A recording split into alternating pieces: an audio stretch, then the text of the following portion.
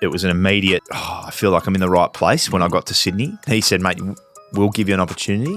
We'll play you, and it's going to be your spot to lose. So I was like, well. And I forever will be grateful to Clarko for his honesty during that period. And this is the sort of the relationship we had with Horse. As you said, he was sort of like you just didn't want to let him down. Like we loved him, but we feared him as well. Yeah. Also, Buddy came up to you. He goes, mate, I'm coming to Sydney next year. He goes, no, I'm serious. Like, don't tell your dad or anyone.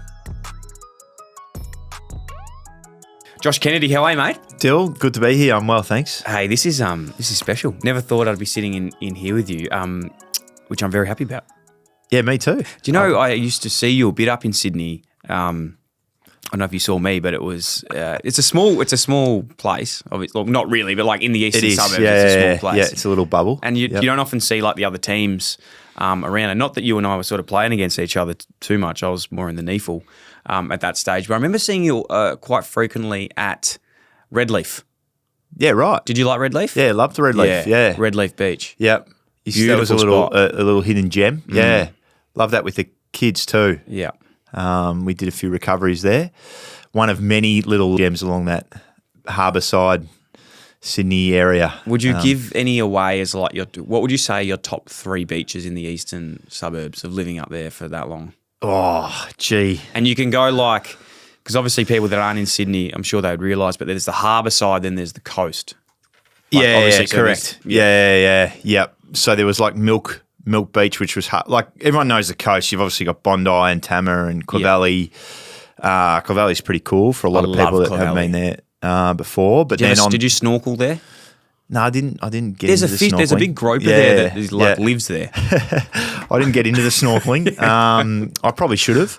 But then on the harbour side, Redleaf, after a few, I don't know how it'd be at the moment given how much rain they've had up there. Yeah. But then there was Milk Beach, which was awesome, and Camp Cove was a family favourite. Yeah, right at the end, was great. Beautiful. And then there's a Shark Beach. I think they call it Nielsen Park as well. Had the big net around it. Correct. As well. That like when I was actually in Sydney last week and thinking back now, just how. I try not to compare the two because they both got their lovely parts. But Sydney, I just think it is the most beautiful place in the world. And like to be at one of those beaches, especially on the harbour side, and you're swimming like looking at the harbour bridge, it's a hectic place. Yeah, it's spectacular, Sydney. I remember before we've had the new facility now, and we used to be at the old change rooms underneath the SCG, which were pretty run down and worn out. Anytime.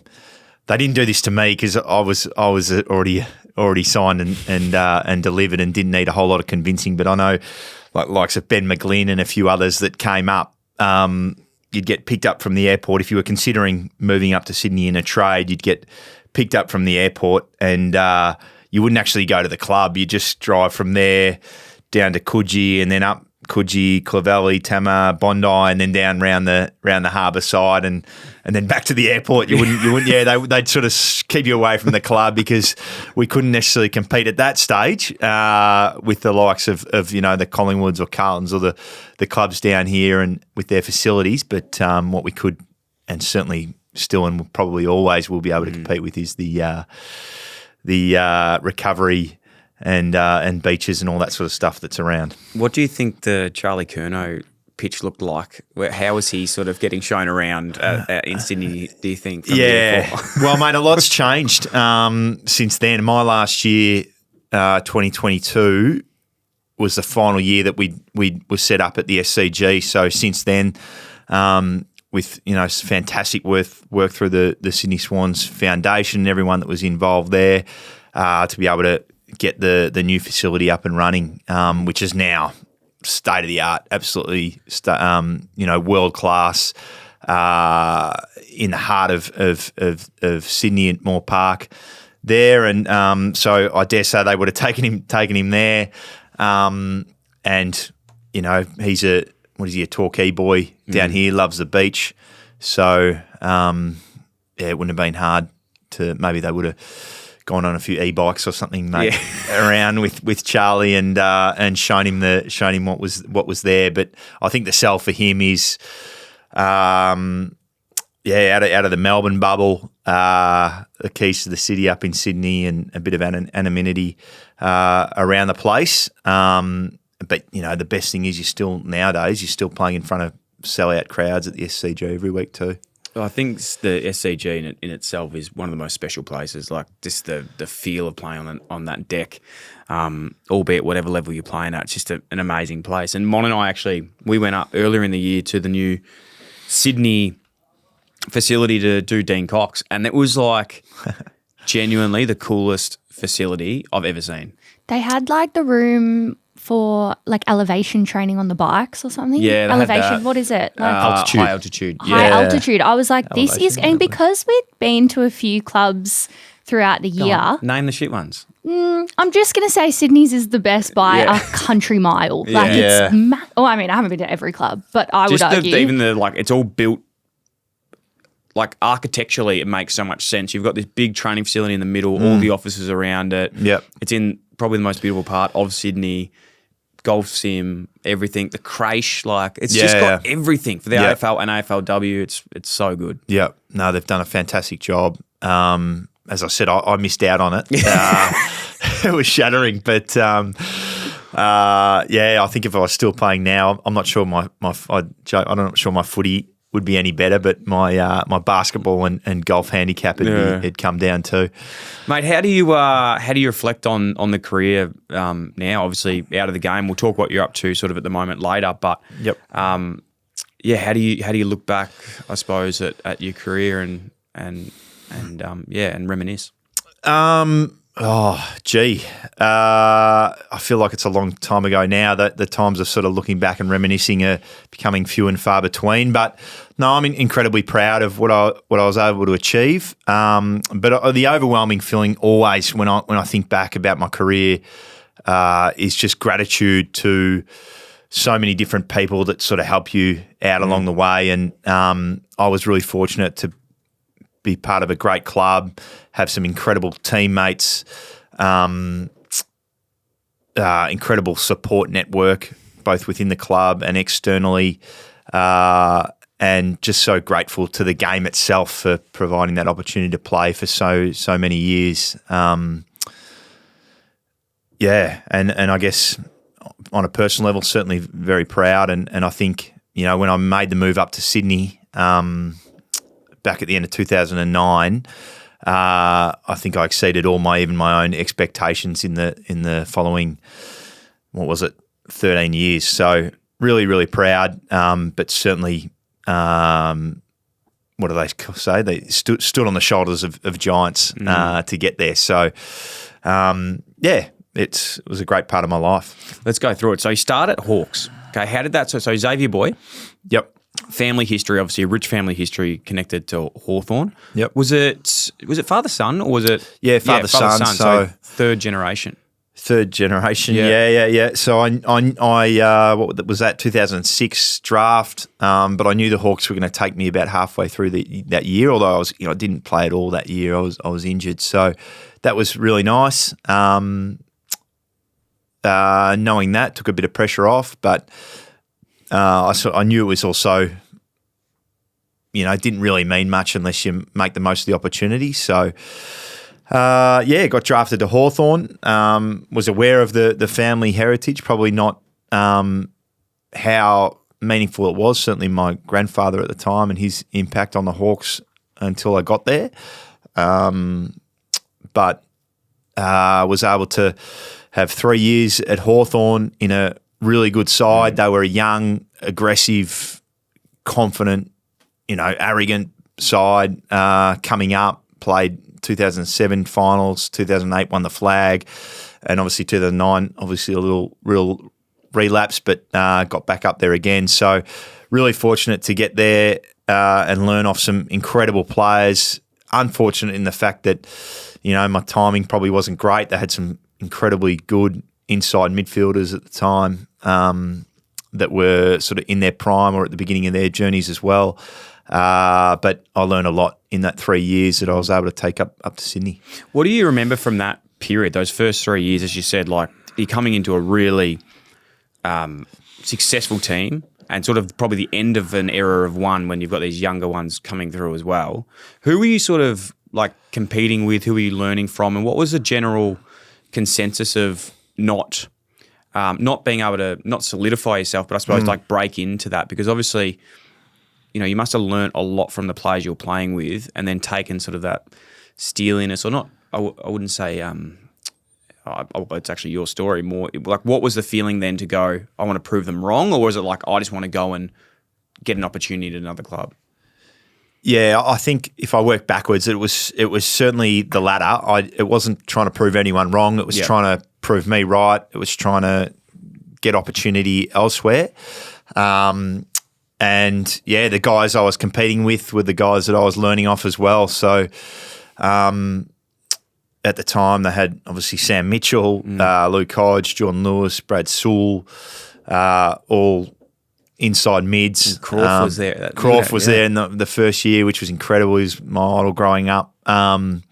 So I just remember just trying to get there and just be a sponge. And I remember Mitch talking early days in one of the first 2 weeks about just sort of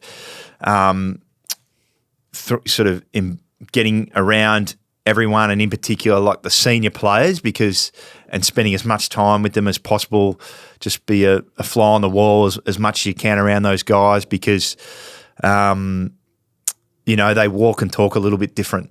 How they carried themselves, they were competitive, cheeky, as I said, a little bit arrogant, cocky, super confident, and just trying to absorb a little bit of that, because I was a pretty shy kid, just trying to not step on anyone's toes and find my place in the footy club and earn a bit of respect. But yeah, I just sort of latched on to Sam, Sewell, all of them at training, and they may, it wasn't an obvious thing. It wasn't obvious like, hey man, I'm gonna just be your shadow, but I was very much watching them and just learning from them on a daily basis, which was great. And then I continued that up to Sydney as well. Was there anything that, once you'd got up to the Swans, you looked back at that group and I suppose could see that was something you wanted to emulate, or something that you missed, or something you'd learnt from them that you took to the Swans that really stood out? There was a lot of little technical things in terms of,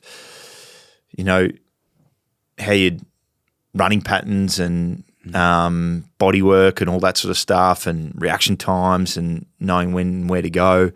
But I think the main thing was, as I said earlier, the main thing was their aura, their persona, and that team in particular, those guys were just, they were super competitive. I know sort of John Lewis was the poster boy of how a young player come into a team, and he was the third picked out of that draft, Franklin, Ruffhead, and then Lewis.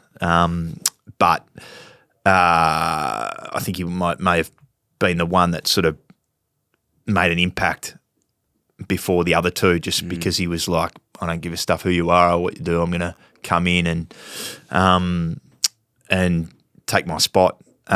So it was probably more than anything, it was that mindset that they had and shared, and it was an incredible team. And their superpower was that, and their football IQ that they carried on to, four flags. So I sort of tried to take that same mindset up to Sydney, but it was no different up there with the guys that were playing at the time too. That same sort of confidence, and you just immerse yourself amongst those guys, and it was probably a lot easier up in Sydney because you got there, and most of the guys at the time were from interstate. So, so you go to a club, where most people have flown in and are either living together in share houses or in billet family or whatever it is. So everything you do, you're doing together. You go out for a coffee or you go to the movies or poker night or whatever it is, everyone's doing it together. Whereas in Melbourne, everyone had school friends or mates from elsewhere that they'd hang out with as well. But up in Sydney, we just did everything together. It's funny, like I was lucky enough, as I said, to go up to Sydney for 2 years, and not a knock on the blokes at Carlton at all, but I think I left those 2 years closer than my 6 years at Carlton with anyone else because of that exact reason. Like, you go up there and you're with them every day. You do everything together. You train, you eat, you go over to each other's house for dinner. You spend your weekends together, your off seasons together. Versus when you're in Melbourne, and if you're from Melbourne or any state that you're from that you're playing, you rely on your family and outside mates a bit more. Yep. So there's balance to both, which is good. But I loved getting away and just being like, shit, you just connect with everyone because you have to. Yeah, correct. And I was probably lucky. I went up there when I was 21. As opposed to 18. So, I was pretty ready to, my mindset going up there was, I've got 3 years. I know I'm going to get an opportunity, so I'm going to try and grab it with both hands. Best case scenario, I cement my spot in the team and extend my contract. And worst case scenario, I get a great life experience of living away from home, meeting some new people and understanding a different club, and I come back a sort of more rounded person at the end of it. So it was a win-win. And yeah, when I got there, it was it exceeded all expectations in terms of the club culture and the togetherness of everyone. And I remember walking in. The first guy I saw was Nick Malcheski, and he introduced himself, and then basically 5 minutes later, we were thick as thieves until he left at the end of 2014. So, and we're still tight now. But those first few years we were inseparable. So it was a lot of fun. It was an immediate. I feel like I'm in the right place when I got to Sydney. And one thing as well that sort of struck me when I first got there, I remember I had just had a hip surgery, I think, so I was just coming back after that. So I was a little bit light on the training loads early days. But I got up there and went and watched a training session, and I was just like, oh my God, like these guys are animals. So it was sort of old school training. There was no like we used to joke about it, but we'd rarely see footies until December or January. So November or late October, November was just 3 sort of massive running sessions every week at Centennial Park and just getting smashed. And it was just sort of, that sort of old school mentality where you did that, getting super fit, super hard and build that sort of resilience within your body and I guess mine too, to be able to get through those sessions. But then everyone would enjoy each other's company on the weekends too. We'd all sort of go out and hang out together and have fun too. I really want to come back to that because it's funny when you finish footy, all you want to talk about is all the things that you hated at the time, but like the pre-season camps, because I've heard some Bloods ones. But just on the trade, so you've got Clarko as your coach at that stage. Then you're going up with Horse. Yep. It was Horse then, wasn't it? No, it was Roosie. It was Roosie, okay. Yeah. So Roosie and then – but Horse was there with him, wasn't he? Horse was the midfield coach. Coach. Yeah, Horse was the midfield coach. But Roosie was the one that got me up there with George Stone. Yeah. Cool. Because I'm just thinking about your career now out loud, and I'm sure everyone's putting this together. Like Geelong, Hawthorn, Swans, for that period of, late, like the 2005 to – still now, have had some incredible players, coaches come through, like, and you being one of them, playing at Hawks with the players we mentioned before, like, Roughhead, Buddy, all those guys that were there, Crawf even, to then go to the Swans, and you've got guys like you mentioned before, Malcheski, Bolton, like all these guys. Kirky, Goodsey. Like, was Mickey O? I miss Mickey O. You just missed Mickey. I just love missed Mickey. him. Yeah, he's a good man.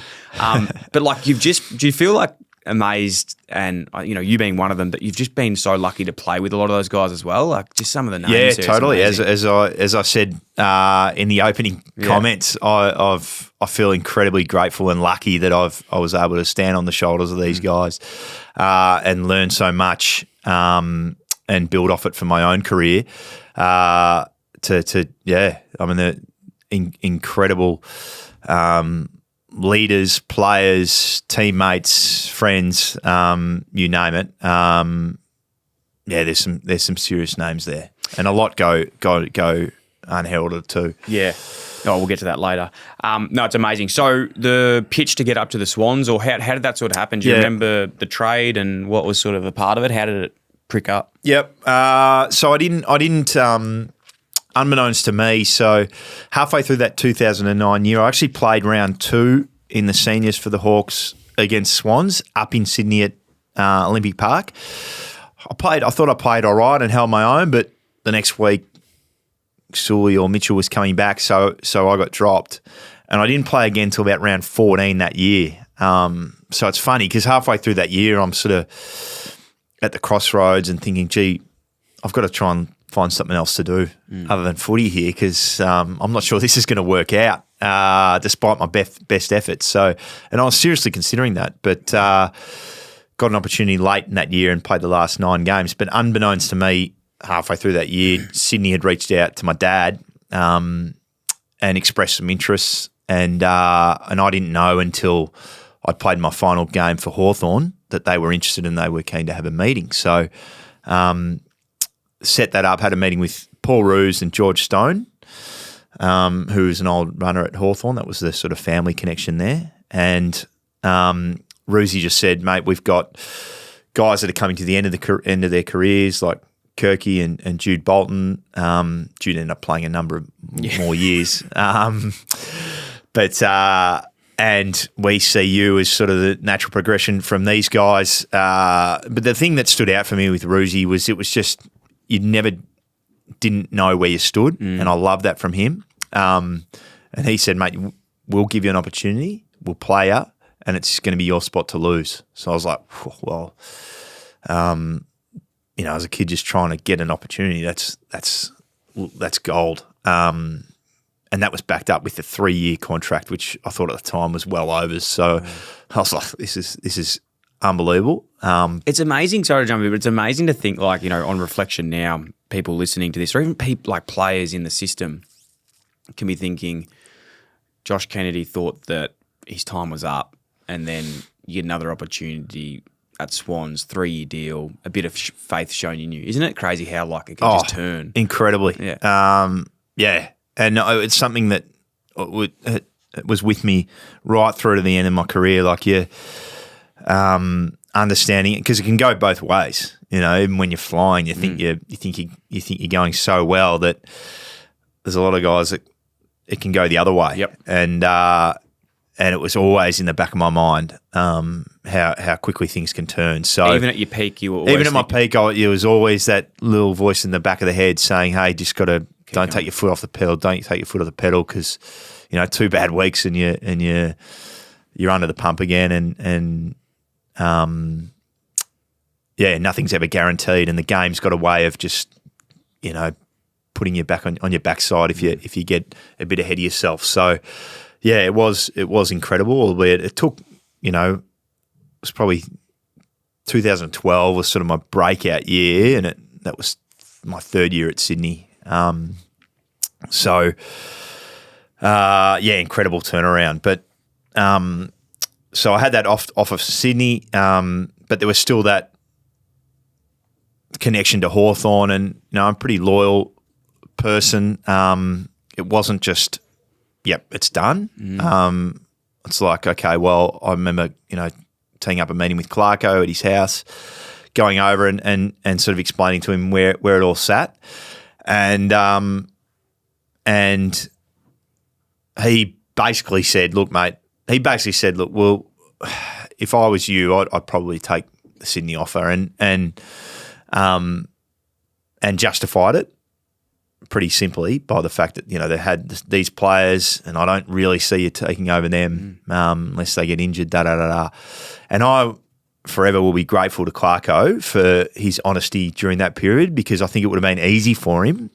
And I'm pretty sure that, there was people behind the scenes that were maybe telling him, no, you can't let him go. We got to keep him. We got to keep him. Keep him as probably two-part as well, like a family connection, but then also like who knows what happens back up. He could be coming through, and you want to keep midfield stocks around. Yeah, correct. So, that. Have you spoken to him since about that? Have I spoken to him specifically about that? I've spoken to him since, but not specifically about that. I mean, because I love these intricacies of like no one would know really that, right? And then you look. Not too far. Well, we'll come back and jump around everywhere like I do, but then you play against Hawthorn in the grand final, and it's just those little stories, those behind the scenes plots, like him looking in the coach's box, you playing in your breakout season at Swans, and he's thinking, "Fuck!" Like I'm sure he's proud, but also like, "What the hell?" Yeah, crazy. So, as I said, it would have been easy for him to toe the party line and maybe string me along, but he didn't. And it almost sort of took the decision out of my hands a little bit, which was good too. Yeah. That was it. I was like, all right, let's do it. Yeah. Yep. Get up to the Swans. What we were talking before about those preseason camps, I'd love to hear about, you guys training up there at Sydney. And when I was at Giants, we had Spike McVeigh, who obviously his brother Jared played with a lot of footy with you, one of the absolute greats, and talking about like some of the sessions that you guys used to do. He was talking about like knuckle push-ups, car parks. Is this all reminisce? Or? Yeah, it is, mate. Yeah, I remember. I don't know, someone was late. Might have been LRT. I'll throw him under the bus. I remember him being late to it. I want to talk about him later too. I love that guy. I don't know him, but I just love him. I put him out there because he'd be the last person that would usually be. But in this case, he may have just been late to a training session. So, that sort of old school theory of, everyone down at 6 a.m. at Maroubra, and I didn't really know what I was in for, but the stories about getting down there. Well, we got down there and on the bitumen road there, on the knuckles, 3 sets, and guys are coming up and they got calluses over their knuckles and a few are bleeding and everyone's hurting and who's taking shitty. These sessions? It's usually one of the leaders, so it'd be Kirky, or at the time maybe Craig Bolton or Macca, Jared McVeigh. So that was one of them, and then I remember another one was same sort of thing. Someone missed something or whatever it was, or let the team down, so to speak. So message comes out: everyone get 2 bricks. You got to find 2 bricks and bring them to Maroubra at 6 a.m. the next day. So. Next minute, like everyone's leaving whatever the training session the day before, and someone's found a construction site with bricks there. So you get all these cars pulling up, running out, grabbing 2 bricks. This was a while ago, but it's not the best thing. I know if someone was stealing bricks from my construction site now, you'd be absolutely filthy. But that's what happened, and specifically wasn't allowed to have any holes in it. And then you'd get down to Maroubra the next day, and we'd sort of walk up and down the beach doing, what do you call them, shoulder lip raises or whatever, with the bricks and holding it with your partner and trying to keep them up, and all about working as a team and all that sort of stuff. And I remember like ringing my dad after one of those sessions and just thinking like how good it was, how good it was, like just that. It just reminded me of like school footy when. We used to, like our old coach used to make us run this, even looking back now, it's nothing, but at the time it was like the worst thing ever if we had to do like run the square, like sprint, jog until, if we lost the game or whatever, it was all that sort of stuff. So I love that aspect of it when I first got up there, that sort of old school mentality. And I think it gets, there's a few misconceptions out there, but I loved it, and then I think it just brought us closer together than anything else. Going through those those sort of hard times. Not that it was that hard. I mean, it was hard for 15 minutes that you were doing it, but the hard training sessions and all that sort of stuff, just helping and getting each other through and that sort of thing. It was different to Hawthorn, who were a bit more advanced maybe with the way that we'd rarely run over longer than 2-minute runs, all sort of repeat 150s and that sort of stuff, and a lot of the running in the drills and that sort of thing. So, I just loved it. I remember we in Melbourne used to do punishment sessions all the time throughout the middle of winter. You'd go to the beach, like pitch black, 5 a.m, jump off Kerford Road Pier, like dead set hypothermia. Like a couple of Irish guys used to have to take like kickboards with them because they couldn't swim. Yeah. It was fucked. And then once I got up to Sydney, went to the Giants, we're doing punishment sessions, and they're like, meet at the beach, 6 a.m. We had to go to Shelley Beach in Manly. And Sydney, 6 a.m, sunrise. Like you're walking into this beach, it's like beautiful temperature. Like all the boys are shivering. I'm like, mate, you guys have no idea how much easier this is than swimming in Melbourne. It was a nice change. Talk us through some of those like early leaders at Swans, because you hear so much about like Bolton and Kirk obviously as well. Like his impact on the group and the character that he is, and especially coming from like the rookie list and all those sort of things. A mutual friend of ours, Ted Richards, told me a really cool story about Brett Kirk once that stood out, that he was in a bit of like a struggling form, Ted was, and he wasn't feeling himself, wasn't being able to get to his best, and Brett Kirk like put a cookie in his locker or something, and it said something about, wrote him a bit of a note saying like, we all know the player you can become, and put in his locker. And Ted reckons it like, changed his whole sort of outlook and made him a better player. Yeah, right. Does that sound? Didn't know that one. Yeah. Does that sound something like he would do? Yeah. It doesn't surprise me. I haven't heard that one before, but again, I was so fortunate to get to the club at the time. Had Kirky, Goodsey, Craig Bolton, Jude Bolton, they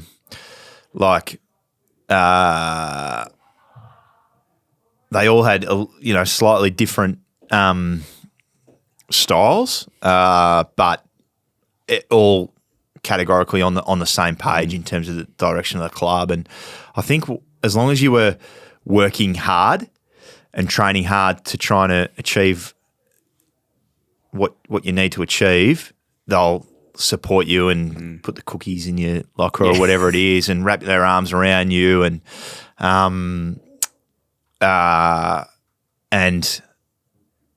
they'll carry you along with them, and those guys were no exception in terms of the training loads. Like Ryan O'Keefe, that trained bloody hard, so hard, and set the example there, and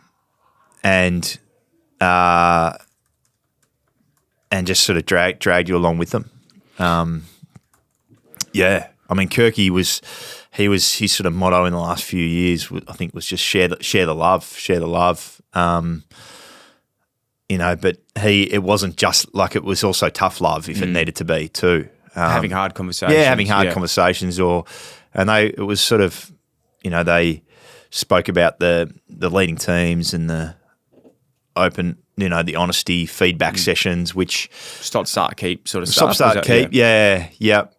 It's actually bloody hilarious because I ended up, I don't know how it came about, but I've got a couple of close mates in a WhatsApp thread, and he's like just thrown out a stop, start, keep to you. Well, to each other. I don't know how it came out, but it was one of those things that it just sort of reflected. But again, it was based off, the foundation is strong relationships. And the stop, start, keep, while there were some people that hated it, most people hated it at the time, but you sort of look back and you go, if you work backwards to just say you're a player that is in your last year, or you get told at the end of your career that, your end of your career that might have been 3 years long, that, hey, or 4 years long, we're not going to offer you another contract. If you could rewind the clock to 2 years before and have someone intervene in that period of time and say, hey, I think you need to do this, this, because we see you as this, and that, would you do it? Yeah, absolutely, you would. And if Did it you was ever me- have any? Yeah, I had some. Yeah? Yeah. Yourself? Early days. It wasn't. I don't really remember anything overly standing out other than being a little bit more vocal personally. Like again, I was someone that was pretty shy and I think one of my strengths, which is also what can be a weakness, certainly in a leadership position, is just overthinking things too much and holding my tongue until I'm sort of 100% certain. Off field? Yeah, off field. Yeah, okay. Yeah. Until I'm 100% certain on something. So I'll be thinking. Should I say it? Should I not? Should I say it? Should I not? And inevitably I won't. So the feedback What was that situation? Like, give me a situation, like around feedback to a certain player in your team or... Oh, it could be in anything. I think it was feedback to a certain player, or you're sitting in a meeting and you're watching something go and you're going a bit of play and you think, oh, should I say something? Should I? No, I won't. I wasn't overly vocal. Certainly my first few years. So it was more around that, and I guess backing myself in a little bit more. It was something I even struggled with as a captain. And even now, in business, you're better off. I remember Horse used to always say, you're better off going with your gut and you might get a few wrong, but 7 out of 10 you're going to get right. And the few that you get wrong, as long as you've sort of got the good enough relationships, you can always go back and say, hey, I'm sorry, I shouldn't have said that, or I was wrong there. But you're going to get more value out of things that you say. And so, just backing your instinct a little bit more when it comes to leadership. It's a wonderful thing. Like, I was probably, any young man or woman's probably similar. Like, you think you're going to hurt someone's feelings by saying something wrong, but you said before when you're talking about Paul Roos, like, you loved the point straight away that you just knew where you stood. And I think that's what we're all craving, even if it is direct and hard. If you sort of say it with confidence, it doesn't come off that way at all. And even, as I've gotten older in business and trying to do those things too, there could be something where it's like, oh, that edit could have been a bit better. I'm like, oh, fuck, I don't want to say it because it might hurt their feelings. It's like, that's robbing them of actually getting better themselves. Exactly. So it's got to come from that point of view, as long as it's the relationship's there to do it in the first place. Yep. Because even on that, I've done it really badly. And I'm trying to articulate this, but I'll sometimes like make a joke of it, and instead of like saying it directly, make a joke of it. And it actually then defeats the whole purpose of both ways. One is you're being sarcastic, it doesn't help the relationship, and then no one's getting better. Yep. Which has been a big one for me. Yeah. Lon's smiling and agreeing over there. I think that's probably... I think as well, I know we're sort of divert, we're off on tangents here, but the relationship piece I find is a funny one too, especially nowadays where people feel like they need to build that relationship to a point where they feel comfortable to give feedback, but I think it's actually the opposite, where the relationship is built on the fact that they know that you're going to be honest and open with them. And I think that's certainly a misconception nowadays where your guys are just sort of focusing on the relationship part, but your relationship is built on wanting to all achieve the same thing, certainly in a football club. And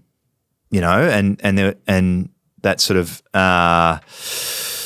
like v respect. I know that was a big thing when I first got to the Swans, like v respect. Like, you're not going to necessarily like everyone in the locker room, or when I say like, you're not, maybe if you've got some spare time, you're not hanging out with every single person. But it doesn't mean that you don't necessarily respect them for the fact that they're honest, work hard.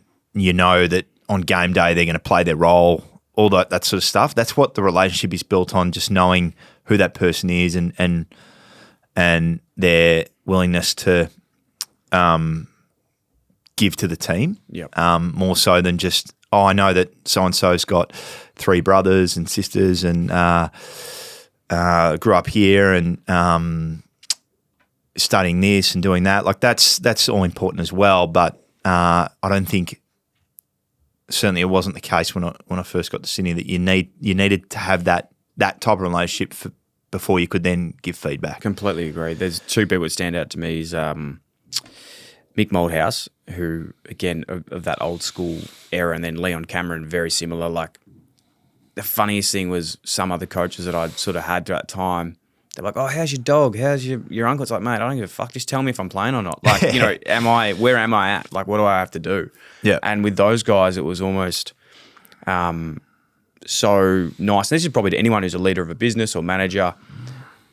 You're so right in the feedback comes first and the relationship grows from that versus the other way around. Because if you're too matey with people, it's actually harder then to give the feedback. And when I got up to Giants, not that this is a great thing, but Leon said to me, like straight away as they picked me up, he goes, "Mate, you won't play every week." I was like, "Oh." He goes, "I'm happy for you to prove me wrong, but like you're not here to do this, this, and this. You're here for X, Y, Z." And then straight away I went there going, "Fuck, all right, I know what I'm here for. Like I need to put pressure on these three people. He's not guaranteeing me a game every week, but if I do this, this, and this, I can do it." And it was just like bang, you just knew where you stood straight away. Yep. Then he asked me about my dogs and cats and stuff. Yeah, but at least you know where you stand. I think that's a powerful. Yeah. But again, if you imagine having not known that, and and you sort of just go through the motions, and then you get spat out the other side, but at least you had an opportunity to prove him wrong. Bloody oath.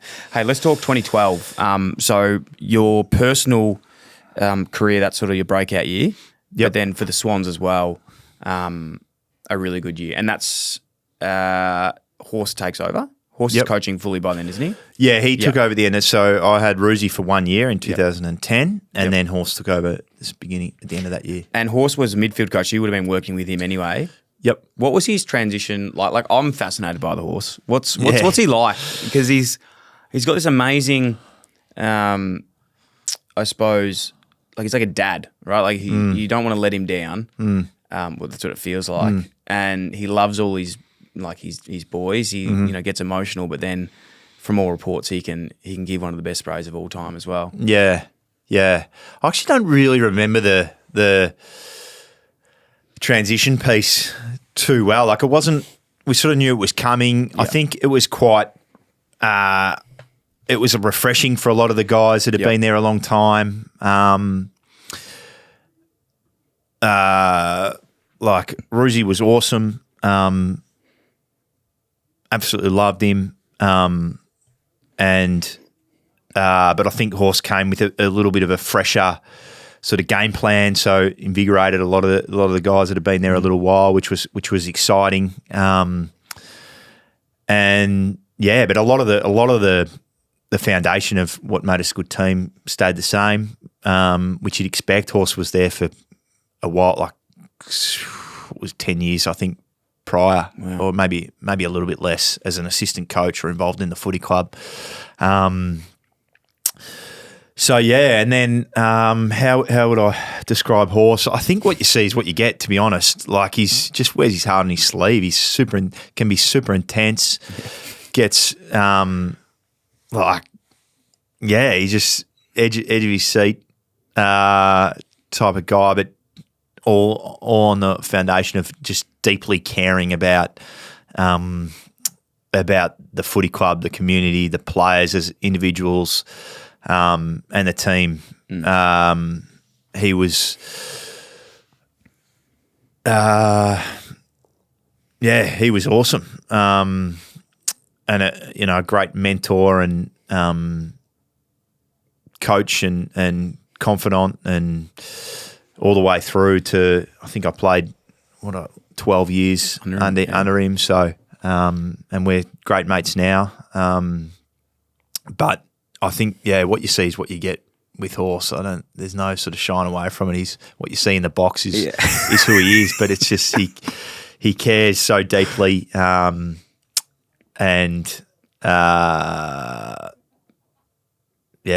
I'm not sure how else to say it. Can you? Might have been Chatham House rules, and we can remove if it's not appropriate. But the Dane Rampy story, spray.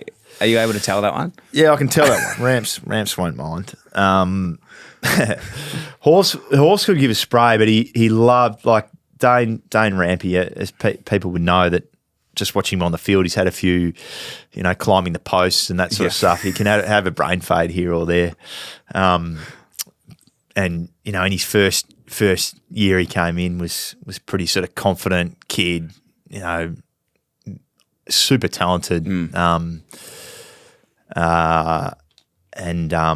wanted the Sydney lifestyle. Just wanted this. Yeah, well, he had the Sydney lifestyle. He grew up in Sydney. But that one year he would have been it was 2015, I think, pre-season. So we just got smacked by the Hawks in the granny, and he's was at the time sort of half seeing one of the girls off The Bachelorette or something like that, Sam Frost. Yeah. And anyway, long story short, he was caught. He was at the Coogee Pavilion on the top deck having smoking a cigarette. But the photo's sort of him, and they've got it so, which ended up being a lot of the guys' girlfriends were sort of sitting either side of him. So in the photo was just him and like girls either side and him smoking a dart. So the photos got back to Horse and Daily Mail, whatever it is, and he's straight on the blower to Kieran and to Jared. And fuming. Like, the thing with Horse is, like, there's no such thing as like a little indiscretion. It's just like he'll blow the place up because Dane's having a dart. Do you know what this means? We've just been beaten by 10 goals in a granny and 12 goals in a granny, and he doesn't give a stuff. All he cares about is Bondi and girls and how cool's Dane Rampy, da da da. And cool's Dane Rampy. Yeah, and anyway, so Ramps comes in. I think Macca gave Ramps a bit of the heads up going into the Monday. He said, "Mate, Horses onto it. Just get ready." Yeah. So Dane comes in on the Monday morning and comes into the reception area and goes to head downstairs where the lockers are. But before he could get there, the receptionist at the front desk said, "Dane, sorry, John wants to see you straight away." So he's like, and this is the sort of the relationship we'd had with Horse. As you said, he was sort of like you just didn't want to let him down. Like we loved him, but we feared him as well. Yeah. Like, we just like, what's he going to say? Like, every word, you're sort of hanging off every word. Like, where do I stand? So Dane was shitting himself and goes straight up to see Horse. And he tells a story. Hopefully you get him on one day. He'd have a few more, but he reckons he walks in there and Horse has got a coffee mug in his hand. And he's sort of pacing up and down and doesn't sort of – Dane walks in and shuts the door to the match committee and doesn't say a word for about a minute and a half. And then finally just slams his coffee mug on the table, and Dane reckons coffee goes everywhere all over Horse and all over the table, and then just unloads for about 10 minutes on Ramps about, you don't give a shit about this footy club, you just give a shit about Dane Rampy and girls and the nightlife and being cool, da da da. And Dane sort of, thought he was prepared, but obviously wasn't. So he sort of shut himself a little bit. And he goes, "Oh, mate, I'm sorry. I've never done this before. It was I just got caught up in a few things that were going on. I feel, and I got caught up in the moment, and I'm bloody sorry. I'm stupid. I've never done it before. Da da da da." Anyway, so he's copped his serve, and that was in the morning, and then. That was it, according to Dane. Like, he's like, "Okay, I'm still alive. Like, I'm not dead. I'm still alive, but I've got through." So that afternoon we have our team meeting to go over the training from the previous week and la da da da. And the meeting went for maybe not long, but then I was like, "All right, Dane Rampy. Coogee Pavilion. Who was with Dane on Saturday or Friday, whenever it was? Who was with him?" And obviously everyone starts sort of sinking in their chairs, not wanting to get spotted out. And he just sort of sits on it. Who was it? No one was with you. Tell me no one's with him. No one. No one. Not one. So an unsuspecting Tom Derricks thought, "Oh, well, I'm going to have to go into bat here because otherwise we'll be sitting here all afternoon." So he puts his hand up, yes, horse, I was with him. Tom, why didn't you say anything? Why don't you think, you look around and you go, we've just been beaten by 14 because Cripps referring to the grand final and the perception of the club and not caring, which is fair enough. Why don't you say anything? You see Dane, why don't you say, Dane, pull your effing head in, mate. He's like, oh, and then Derek shits himself because he thinks like, oh no. He goes, oh, sorry, horse. It's just, I've seen him do it 100 times before and I just thought it was pretty normal. So Ramses, and we've all sort of, everyone else is like laughing underneath their breath. And Ramses is obviously a shell of a human by this stage, given what he's just said in the previous meeting that morning. So they didn't get off on the best foot there. I don't think Dane came. We had a camp up the police force for a couple of days, and Dane had to stay in Sydney and train. But the funny thing is that Dane Rampy ends up being like, fast forward, even then, like absolute golden child, like horses love child. Could not do a thing wrong. From then on, like just loved Dane Rampy. And again, rightfully so, like incredible trainer, just competitive as anyone, but like in that moment didn't want to bar him, but then later on it's like anything that even when Dane did something wrong, it was someone else's fault. That's how much horse loved Dane. But then it's quite funny when you talk about the feedback and stuff. Like if he didn't like berate him and show the love and passion that he cared for him, gave him the feedback, it wouldn't have built the stuff for later. Back to the conversation we had earlier around like showing where you stand with people. Oh, I think so. Yeah. I mean, Horse wasn't one to shy away from telling you what he thought. So I think so. Yeah. And you find out a bit about people too, because Dane in that moment, as I said, he you could laugh about it now, but at the time he was a shell of a human being for a few days. But then we sort of, it's, mate, you've had a dart. Like it's not the worst thing, but far out. But or you've got, you sort of talk about in those moments, you've got one of two options. You can be bitter and shitty and feel like you've been hard done by, or you can just cop it on the chin and work extra hard to earn back the respect, which is what Dane did, and inevitably built a greater relationship. He was a co-captain for a few years. He was co-captain. Yeah. Swans Hall of Fame, like just one of the great football people and one of the most loved sort of teammates and players that have walked through that place. And it all comes, I think, their relationship and his relationship and his even self-confidence built on overcoming those little hurdles where you think, she's, I'm couldn't get any worse here to working your way through it and coming out and going, well, it didn't take me long. I've earned the respect back pretty quickly. It's amazing. Great story. I'm sure there's plenty like that too. Tell us about Champagne Shower's story. Oh, have you not heard that one? No. So that was in 2010, end of season trip. There was about 7 of us, me, Malcheski, McVeigh, Jude Bolton, Mumford, Marty Matner, and Ben McGlynn. And we're at a nightclub in LA. And this was a nightclub called Number 14, and it ran from like 5 p.m. till 10. So it was random time, but that was what it was open till. 10 p.m. Yeah, 5 p.m. till 10 p.m. That was what it was open until. Okay. So we've rocked up like dressed to the nines at 5 p.m. They're like, nah, guys, we're like, there's no one here. Like, come back in an hour. So we're all dressed up. We've had to just go over to Taco Bell and get a feed and sit there for an hour, and then we've come back. And when we got back, it was packed, like unbelievable. Had the booth there, and I didn't know this band at the time, but we'd in a booth in this tiny little club, and when we got there, you had to order enough drinks to sort of hit your quota. So order a number of drinks, and the waitress goes, just get a champagne because in case some people like to drink it and get it. So had the Dom Perignon champagne just sitting there. And by the end of the night, so we're in a booth, and next to us is the LMFAO. Yep.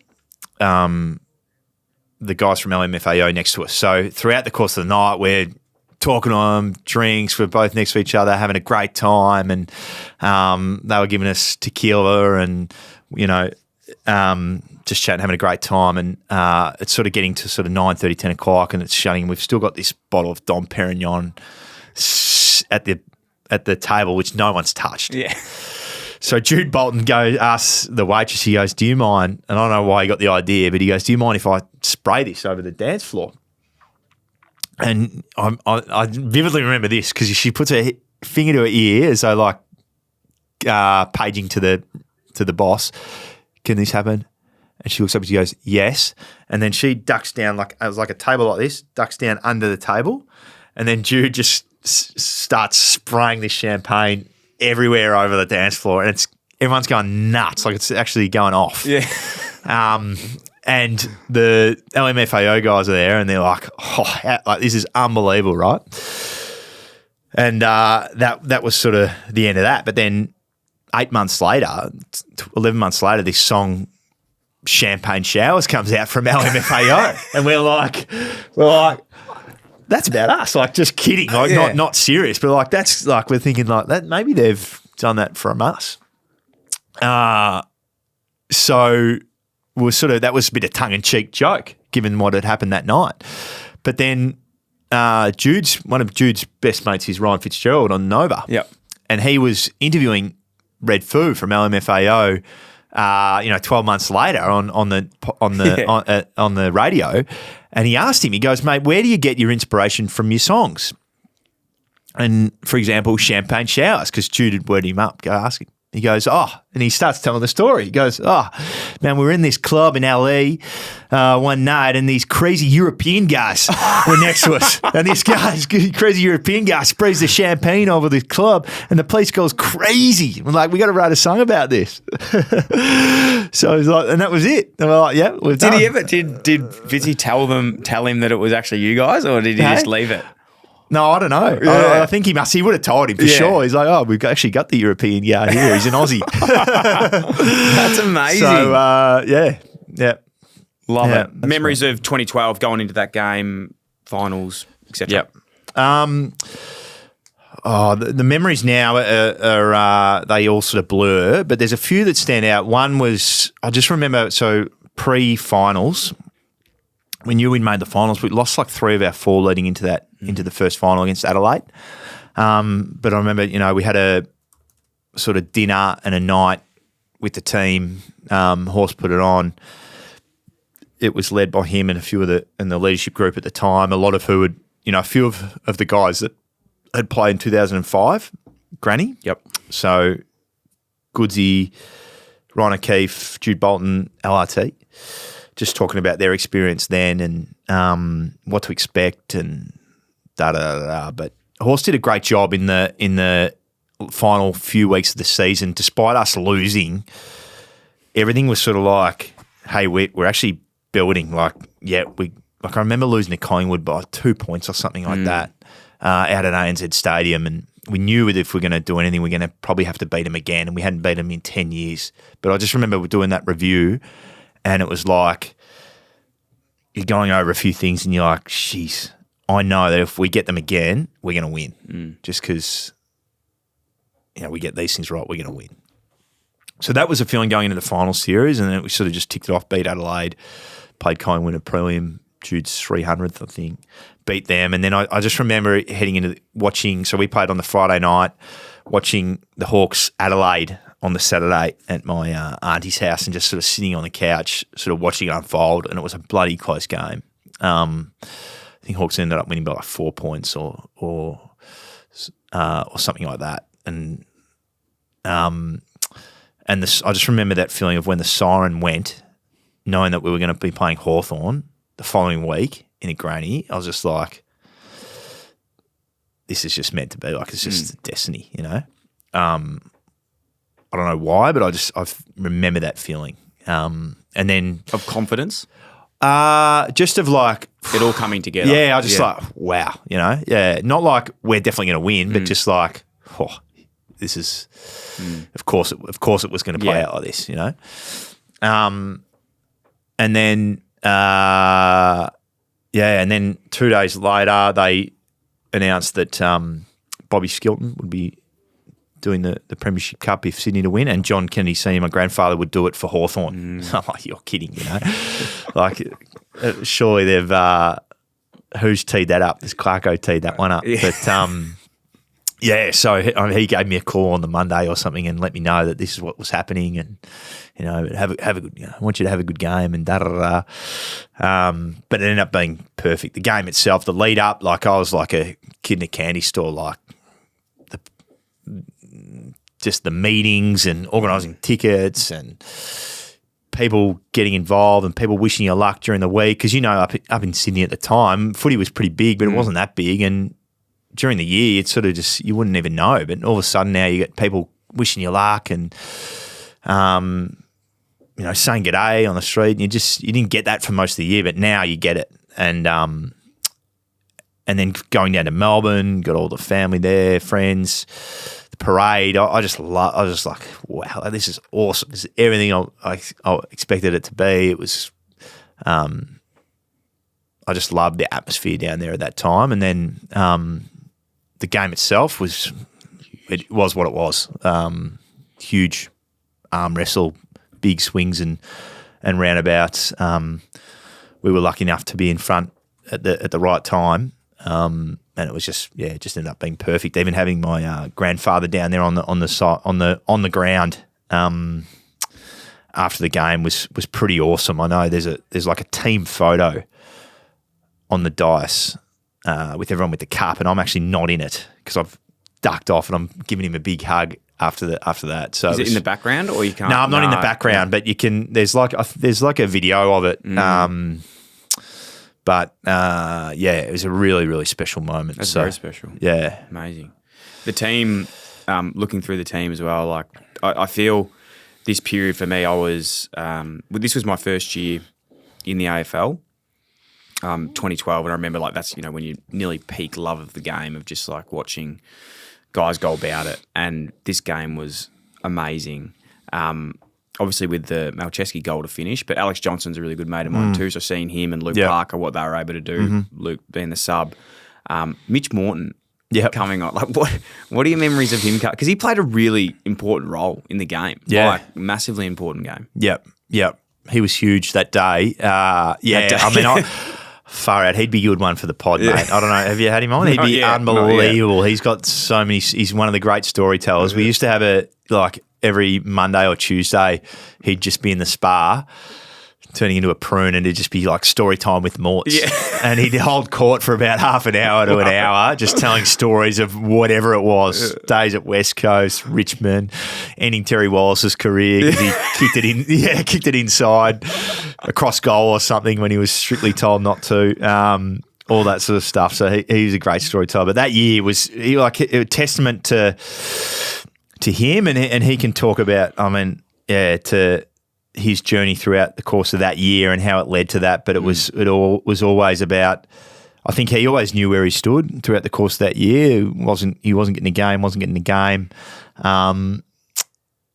Someone's disfortune in probably Ben McGlynn's became his opportunity. Did his hammy against Adelaide. Was that in the prelim or in No, it was in the first final. Okay. Yeah. And I think Morno was sub that day.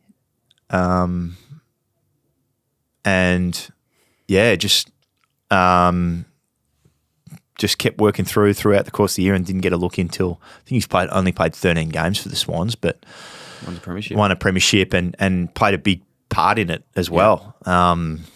So incredible effort and a great teammate, but good storyteller. We'll get him in. Yeah, get him in. Your own memories from your own performance. I know you're a very humble man, but what was your role heading in? In 2012? Yeah. No, my role was always pretty simple. It was just to try and win the ball. Did you kick the first goal? Or was it no, that was 2014. 14 was it? Yeah. Yeah. No, just try and win the ball at the source, get it out. Yeah, we were getting pretty well beaten in there. So in the first quarter, we were getting smacked in the clearances, in the contested footy. I think in the end of the day, we did too. But got going a little bit in the second and played all right.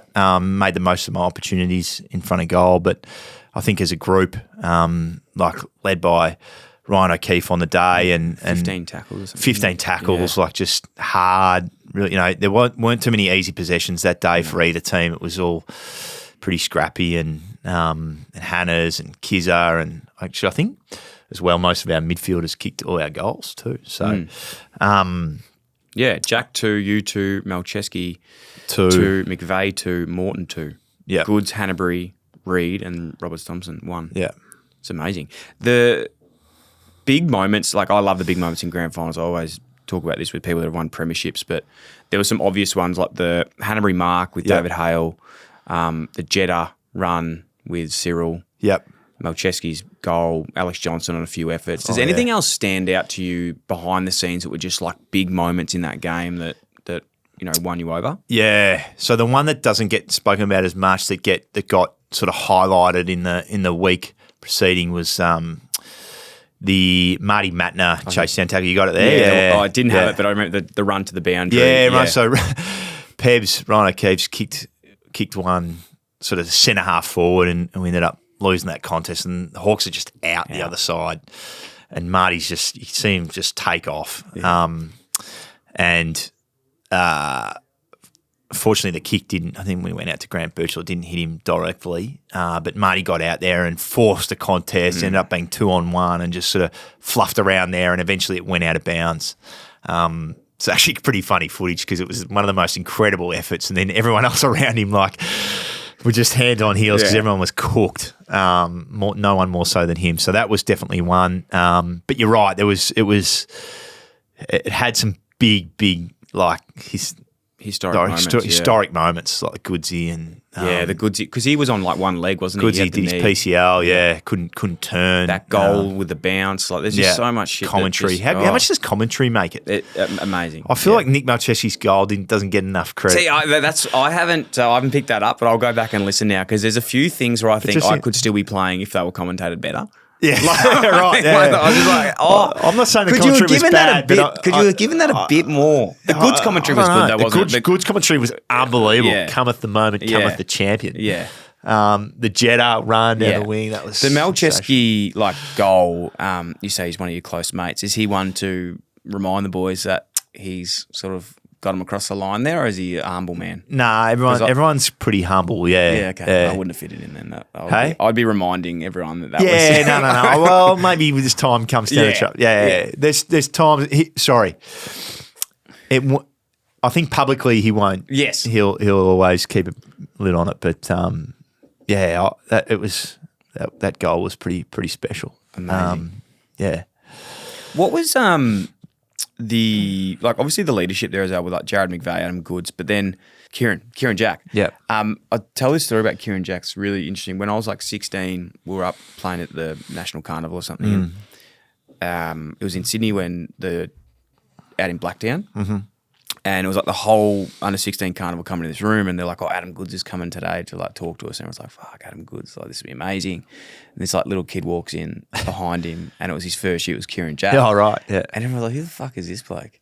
And I genuinely remember, I think I told Ted Richards this as well, but it was amazing. And it showed probably, to be honest, my poor attitude of what was to occur later in life in my footy career.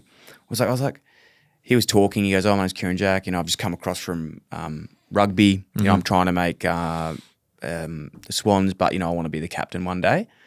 And I was thinking, mate, this bloke's fucking never going to play a game. He'll be terrible. Yep. In my head thinking, he's not playing, I'm 16's national. I'm going to be, that's me. Yep. And you fast forward and he's forged out one of the great careers and just obviously that determination he would have had to get it done. Yep.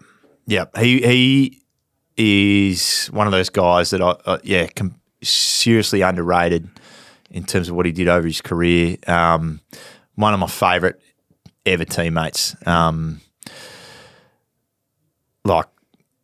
Two-way midfielder, sort of started off tagging to get his foot in the door in the club. And then I think in 2010 he won the B&F, the Bob Skilton in 2010, as one of the most dynamic, just ferocious. Like a Brownlow medalist at once, like he was like up there in the voting or something, or maybe, but internally, like on field, unbelievable. Two-way, hard tackle, like just everything you want. And then off field, like his leadership, the way that he trained, he was just a competitor and an incredible teammate, an incredible player. And I think, his career, I think wholly underrated. Yeah, no, I would agree. And I with that. certainly wouldn't have been the player I was without the likes of him and a few others that were in there at the time. Yeah, it's big raps and well deserved. Post grand final as well. Obviously, you win, you're on a high. But then, when does the whole Buddy Franklin situation kick off for you? Of like coming to Swans, when does that occur? How do you find out about it? Oh, So it was that off season, wasn't it? We're in a nightclub in Las Vegas. Yeah. So post grand final. In 2012. Yep. We were standing on top of a booth there, and we just got a quiet moment between the two of us. And he said, "Mate, so Buddy came up to you." No, we were just we were together there. We were a few Swans boys, Hannah's and Kizza, and a few of the Hawks guys as well. And he goes, "Mate, don't tell anyone, but I'm coming to Sydney next year, or like in 12 months' time." And I'm like, "Oh, okay." He goes, "No, I'm serious. Like, don't tell your dad or anyone." I'm like, "Okay, I won't." And I didn't forget it, but I didn't tell anyone. But there was something about it as well. Like, it wasn't just the two guys that a little bit tipsy and having a convo, that he was pretty genuine. And 12 months later, it all happened. I was like, I knew that was going to happen. So you didn't speak to anyone about it? I didn't speak to anyone. Didn't say anything to anyone. That's amazing. Yeah. Good on you for keep. Because if you get that out or it leaks halfway through the year, it probably doesn't happen. Shattering. So, no, it was pretty funny. Yeah, I claim to be the first to have known, apart from obviously Bud. But, wow, so that was a whole another 12 month of him and Hawthorn. Then he came at the end of that season. Yeah. Shit. Yeah. Amazing. And That's so good. What was it like, I suppose, the second half of that, your phase at Swans. Post grand final, playing with him, like the team, everything? Mate, it was awesome. Yeah. I mean, we had an unbelievable side through that period up and, you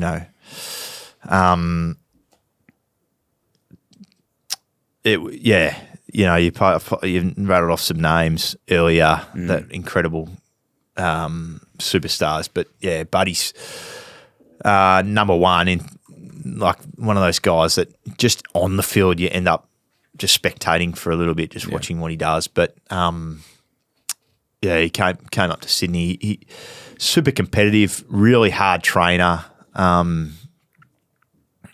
and really determined to be successful in Sydney and to get the club a premiership. So again, really fortunate to play with him and during that period of time, that side in 14, 15, 16, 17, 18 was pretty formidable, albeit not achieving the ultimate, but we got bloody close a few times. And it was a great little period of football where we were all at the top of our game. Which would be the season that got away, do you think, for you? Do you look back on? Well, in 2014 was one that got away. We were favourites going to that game, but the Hawks clearly better on the day. And 2016 we were humming. And, a couple of kicks late, the Doggies get over the top and unbelievable effort from them. But, you rue those missed opportunities. But I look back at that team, like that 2014 forward line had Goods, Tippett, Franklin, Sam Reid. That's a sickening forward line. Like crazy forward line. It's funny. I had this chat with Luke Bruce a couple of weeks ago, and I don't know. Again, I still don't know the answer to this, but I feel like I do. Like you look at the Swans team of 2014. Yeah. Would they beat them now? And going up against a Swans team now, who would win? Well, I'm not playing in the Swans team now, so I'd say the 14 one for sure. But isn't it like I would feel that too? Like, don't you think have we gone sort of, our body's just not gotten as bigger these days? I feel like I'm on par with that. I was maybe a bit of a runt, but did that?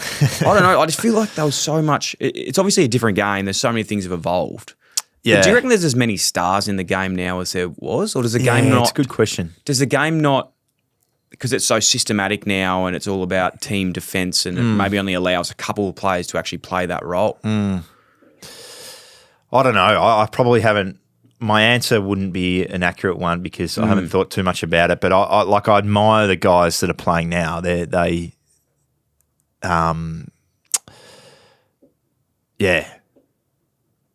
like and they sort of compared the Swans last year that won 12 games in a row, whatever it was, lost one game to half the season.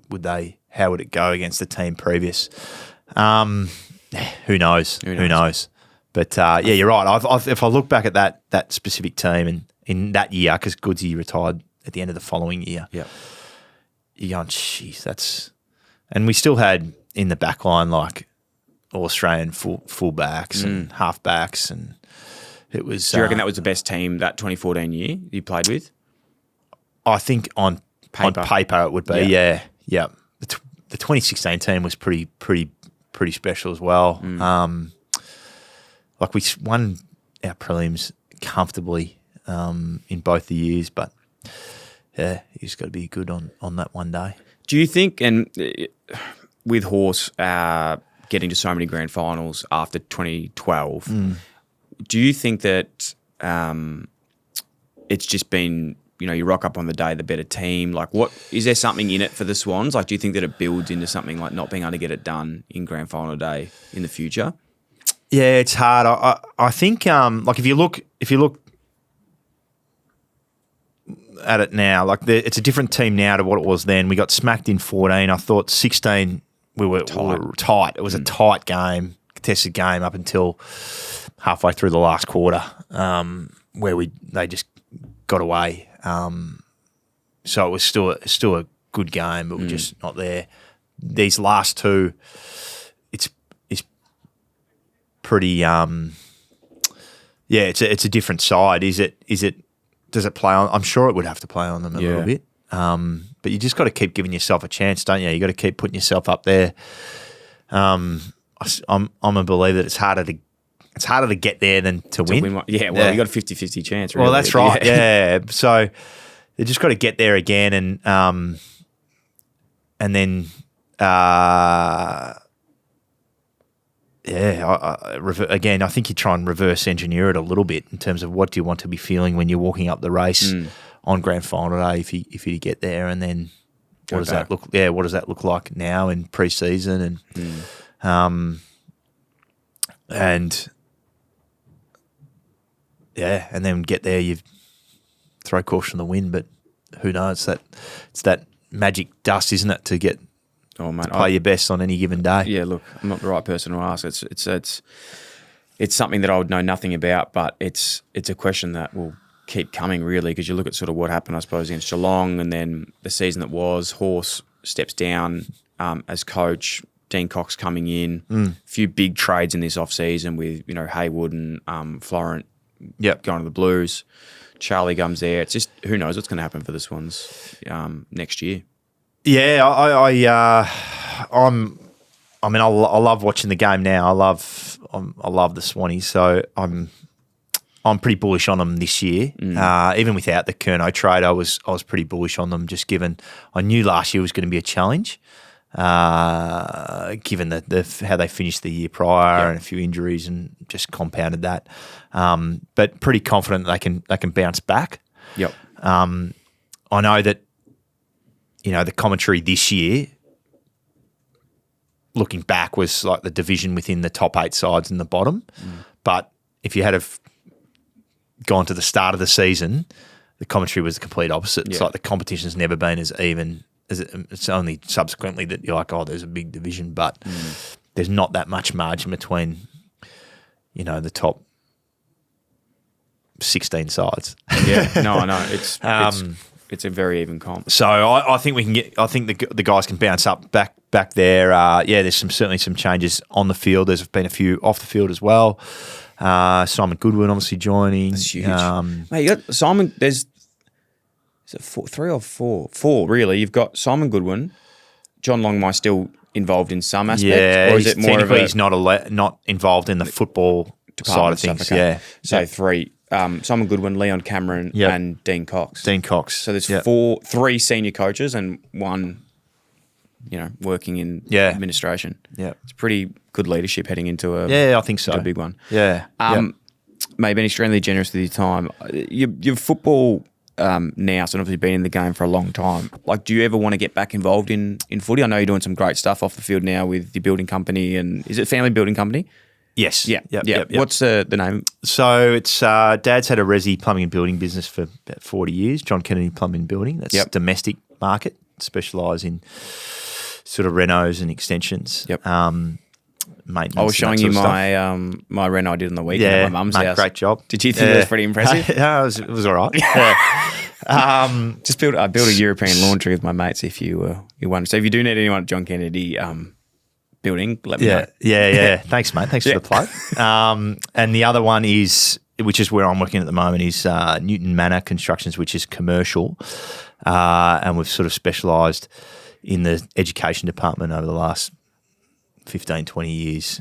So building schools for the VSBA or Catholic or whoever, private schools, whatever. So I took one on board earlier this year, my first one. So it's been a bit of a baptism of fire, but about to hand it over. Project managing a build? Yeah, project managing. Yeah, about to hand it over in a few weeks. So I'm pretty excited, and we give myself a bit of a pat on the back, but it can be pretty similar to the football field. You get a couple of days pat on the back and you're on to the next one. If that, you're always chasing that elusive next job, whatever it is. So that's me now. But I think the building world is literally harder from a combative point of view than the football world. Like, the angst between trades is like something that is, I just don't. It's almost like an unruled sort of territory. Like coming on job sites, like I've done tiny 1% of things, but understanding how they all work together and stuff, and they fucking want to kill each other. Like, I feel like it's just, I feel like it's a really hostile environment. It can be. I'm not built for that shit. Like, it's full on. Well, that's part of my job, I guess, is trying to reduce that hostility and make it go smoothly. But no, it's good fun. But you're right. I know the Melbourne Storm do that thing where they send the guys off to work for a couple of weeks in the preseason. I reckon that's the one of the great things you can do, because I think when from being outside the game, you look in and you realise that some of the things that you felt and caused a lot of anxiety and all that don't really matter. No. But it's the old 80-20 rule. 20% of the work gives you 80% of the outcome. And some of the stuff on the periphery that you put a lot of time and attention and sort of mental attention to doesn't really matter. So I think, that's good. But in terms of my involvement with football, ambassador for the Sydney Swans Foundation. So that's been fantastic. It's a voluntary role, but it's kept me involved with the football club and in touch with the football club without a whole lot of time commitment. Just sort of what's the foundation? Give a little bit back. So the foundation is basically a sort of future-proofing the club. So to raise money for various ventures, it's supported the QBE Academy, the women's program, obviously the new facility is a recent thing that it's done. Must be doing a pretty good job at that, mate. Yeah, I've come on. They're fortunate to have me there, and I love my role there. And as I said, it sort of keeps me in touch with footy, because I do love the game. I love watching it. I love the mentality of being a professional athlete and sort of bringing a team together and achieving the ultimate success. I love that element of it. So that keeps me involved. And then since finishing up, mate, had a bit to do with the AFL Columbia was I went and coached them over in Canada in the Transatlantic Cup, which was pretty interesting. So that's through obviously my wife Anna and the guys over there. Errol Goulden's actually over there at the moment. I did say he's in Medellin with Bill Hayward and Ollie Florent. So hooked them up with the guys over there. So they're looking after them, and that's been a pretty rewarding little venture, and mate, that's sort of me now. But as I said, I'm very, very grateful for what AFL's given me and the Sydney Swans have given me over the course of my career, and still ongoing. Ted Richards actually did send me a video of you guys shooting an ad. And he was telling me that this is how you met your wife. Oh, has he got the video? He's got the video. I've got really? it. I don't reckon I've seen it since. Yeah, I'll show it to you. Yeah. It's literally here. So this is where you met your wife. Funny story, yeah. Teddy was in the car with us. Yeah, he said that. Yeah. I think I've literally got it. So you were shooting an ad for something. Mate, it was like AFL's New South Wales, and it's like, hey, come to Sydney, look at our beaches, look at the girls. Ooh, mommy. Now that's a pizza. Where the fuck's that coming from? Gee, Horse has got a bit more hair there, doesn't Horse. He? Gary Rowan. Is that your wife far there? left, there you go. Goodsy. Is that it? That's all you make it, mate. Yeah, you're only in it for about 1 second. Blink and you miss it. Yeah. No, that's right. That's how I met Nana. Yeah. What the fuck is playing on here? Oh, it's playing through my phone as well. Right. Okay. There you go. So that's how you met your wife through filming. Yes. How was the game sort of through the car? So what did you say? I didn't have to say a lot because Teddy sort of held court at the back seat there. Okay. And I actually had him and Mitch Morton in the car, like two great storytellers in the back seat. So just wanted you on a ride home. Hey? Did you give her a lift home? Yeah. Oh, right. Okay. Yes. Yeah. I sort of timed my walk back up the Bronte Hill to coincide with her, and just where do you live? Yeah. She's in Bondi Junction, and I just moved to Bondi too with Shane Mumford. Oh my God. So I was like, oh, great. Would you like a lift home? I can give you yep, no worries. So Teddy and Mordo in the back, and Teddy's asking 100 questions. You know what Teddy's like. And Mordo chiming in when he can. Yeah. And then me just got the phone number, offered to come to a game. I remember driving out though, and all the guys coming the other way and seeing her in the car and going, the double take, what's going on there? So the rest is history. That's amazing. Well, I'm happy you didn't bring her back to your place with Shane Mumford. That's probably some stories for another time. But mate, incredible. Thank you so much for your time today. You've been extremely generous. Congratulations on an amazing career as well. And I think if you want to or not, I don't know what it is, but you still got so much to give in knowledge. So if I was an AFL player out there, I'd be hitting you up for some bloody insight on how to be a great leader and player for a long time. So congrats, mate. Thanks again, and good luck with everything. Thanks, Dyl. Appreciate it, mate. Been a pleasure.